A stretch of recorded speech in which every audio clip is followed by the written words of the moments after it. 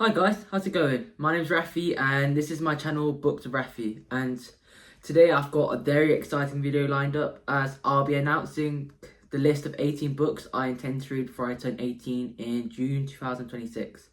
So the date today is Sunday the 14th of December, and I don't intend to actually start reading these books until the new year.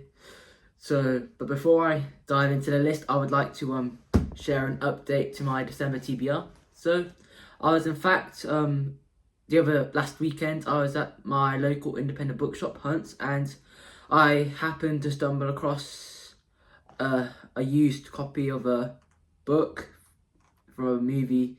Like, it's not really a movie; it's like a TV series that I watched a few years back called Wurzel Gummidge, and it's basically a bit of childhood nostalgia for me. I've never read the books, but I've obviously watched it. So before I turn 18, I'd obviously like to, read one last children's book. That's the way to put it across. So yeah, and if you go onto BBC iPlayer and watch that show, you'll understand the hype. Anyways, moving on. It's time to dive into the 18 books. It's just a bit close, aren't I? Move back a bit. I would also like to point out that this here is just decoration. None of these are the 18 books. So for book number 1, I've actually got a bit of Korean folklore here, and it's basically like a Korean Robin Hood, and it's called The Story of Hong Dong, and there isn't actually an author for it, but it's a Penguin classic, and it's a new translation I think I've got. I don't have it on me right now because it's a Christmas gift from an auntie. Anyways, moving on. We've got Dr. No by Percival Everett. This will be my third Percival Everett novel, and as I've mentioned before, Percival Everett is one of my favourite authors of all time, so I'm extremely excited to read another one of his, which apparently is a sharp satirical novel that plays with crime, race and identity, and I picked it for its modern social commentary and just Everett's humour. Next on the list, we've got The Proof of My Innocence by Jonathan Coe. I've always fancied reading a bit political, and it also has hints of murder mystery in it apparently, which is one of my favourite genres, so it seems like a good book for me. I haven't read political before, but I'm excited to give it a go. Next, another Jonathan Coe book, we've got Bourneville, which is a multi-generational family story set against major British historical events. And apparently it's set in Bourneville, which is the village where the Cadbury chocolates factory is actually, so that is rather exciting, because who doesn't like chocolate? I know I love chocolate, you love chocolate, we all love chocolate. So, and unfortunately it isn't about chocolate, but it's about how ordinary lives are shaped by national change and social history, which is rather intriguing. Next, it's actually a Stephen King novel I've got now. It's basically, when I was about 10 years old, I got my first Stephen King book. It was It, and a bit too young for reading Stephen King there, but I think because I was so young, the book's just sat on my bookshelf somewhere as a DNF. Obviously because I was 10, I was probably more interested in children's books at that time, so a Stephen King book probably wasn't best. But now that I'm 17, soon turning 18, I think I've chosen to read Misery by Stephen King. As you probably know, it's about the chap, the writer, and the crazy lady. Yep. And I wanted to chose it because it explores obsession, control, and survival. And obviously, it's one of King's best, apparently, according to Thomas R. Howell. And apparently, it's a good beginner, according to that Ian chap who does BookTube. So, sorry, a good beginner book for Stephen King, according to Ian. So, next, we've got another McCarthy book. And when I say another, I mean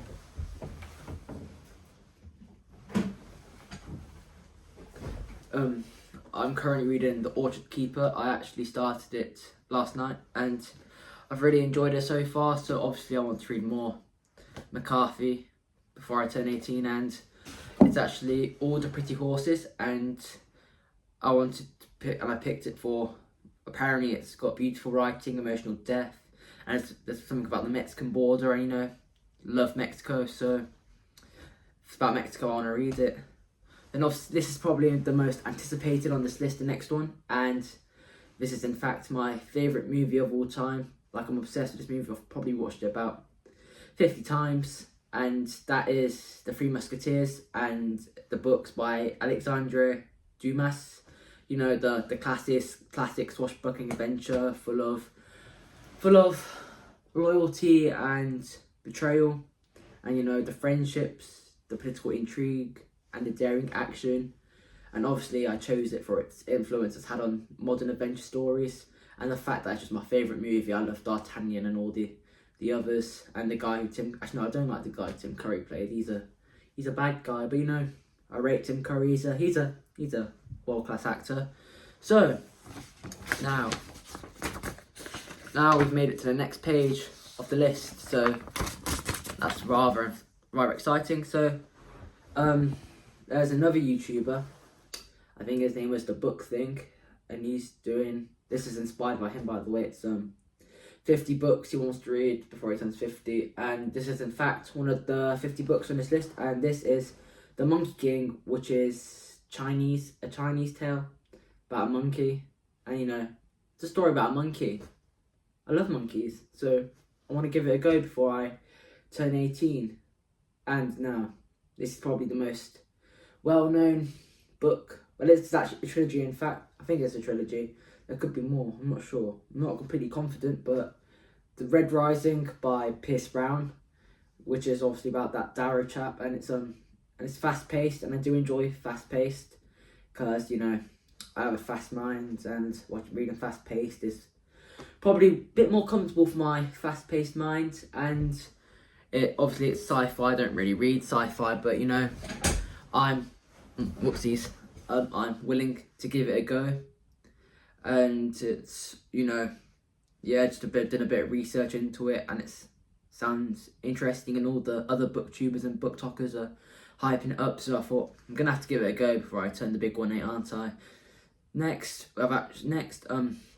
I've actually refused to watch this movie, well, the adaptation of this book, which is the movie, probably because it just looks boring, but the book cover looks nice, so I want to read the book. Then if I really like the book, then I'll give the movie a go. And this is in fact Dune by Frank Herbert, which I actually yesterday watched a video by Topher's Library, where he discussed how it's not a coming of age story and all that blah blah blah, but it just kind of made it sound interesting, so I thought I'd give it a go, give Herbert's work a go. Okay, so now for the next, this is actually an LGBTQ plus book. If I'm being completely honest, I've never read an LGBTQ plus book before, but I'm willing to give it a go, and this is Mr. Loverman by Bernardine Evaristo. This is in fact now it's there's an adaptation of it on the BBC, so that is exciting. I haven't watched that yet, but I think I'll read the book first, then I'll give the TV series a go. And it's about late life self-discovery, secret affairs with a man, stuff like that. And I chose it for its emotional honesty and unique voice. Okay, I know this is slightly a bit out of order now, but the next book is The Man in the Iron Mask by Alexandre Dumas, which is, I think it's the second one in the Three Musketeers series, and I also like that movie too, so I thought I've got to get it all read. And yeah, so it's just the huge cultural impact. That's probably main reason why I chose it. You know, who does another bit of Dumas's work? Then we've got, okay, so this is in fact we'll all know this one.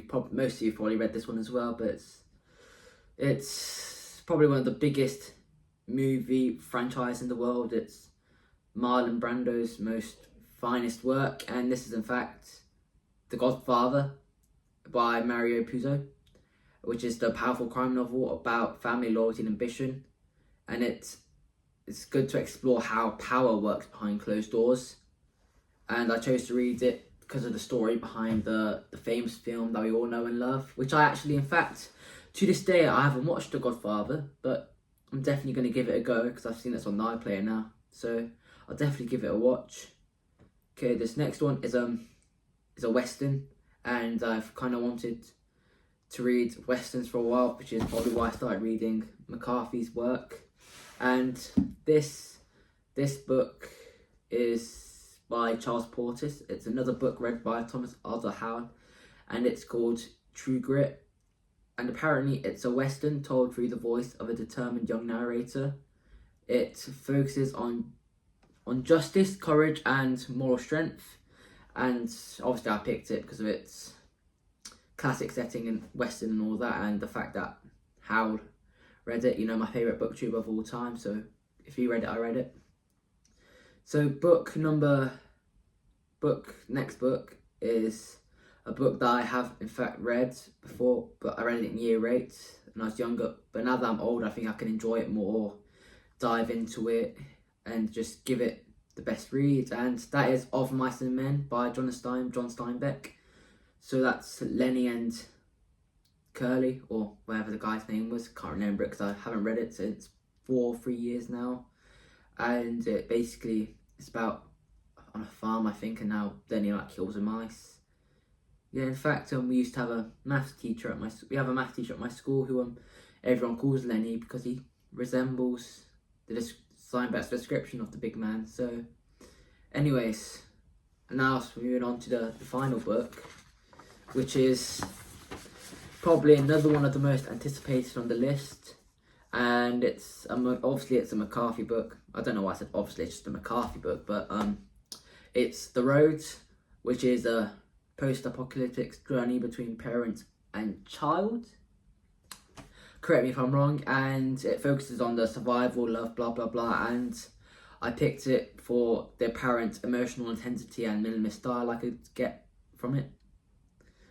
So yeah, those are my 18 books that I intend to read before I turn 18, and I'm sure I'll get them all done because I do enjoy reading, obviously, so I've got a channel based on books.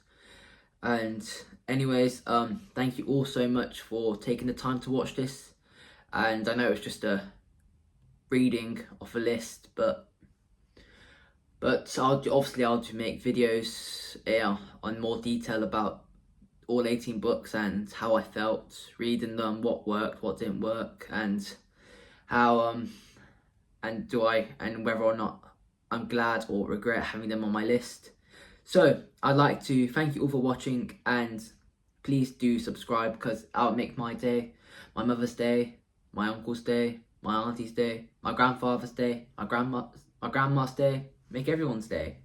So thank you ever so much for clicking on this video and making it this far, and I wish you all a safe December, a safe Christmas, and a perfectly splendid New Year. And I'll catch you guys all later for the next video. Don't know what it will be, but there'll be new videos coming out soon.